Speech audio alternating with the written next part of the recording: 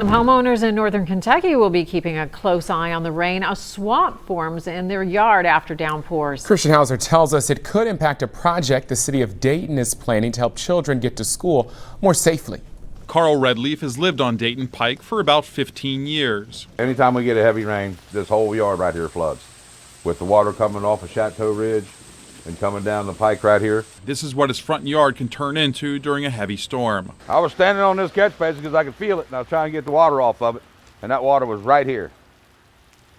The city wants to put a sidewalk, shown here in yellow, through his front yard. The project would include a new curb that would keep out some water, but he says most of it comes down this hill on his side of the street, which has him worried about how a sidewalk will stand up to the pond that forms in his front yard.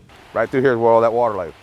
The water's going to come down there and it's going to keep washing that out, and it's going to undermine that sidewalk, and then eventually it's going to fall and probably wash away. He says he's not against the sidewalk. In fact, he says he'll sign an easement for the city, but only under one condition. I don't want to take responsibility for paying for it when it falls apart.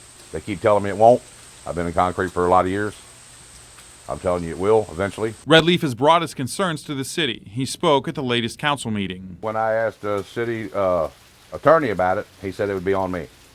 And I said, well, you're not getting my property. The city will be able to pay for a majority of the sidewalk through federal grant money. So city council voted to authorize the city attorney to initiate eminent domain proceedings to force the homeowners to allow the sidewalk. Until that happens, Redleaf says he'll do everything he can to keep the sidewalk from being built. In Dayton, Christian Hauser, Local 12 News. And the city said no to our request for an on-camera interview today. City Administrator Michael Giffen says that the city hopes to reach a solution with the property owners and that taking the space through eminent domain here is a last resort.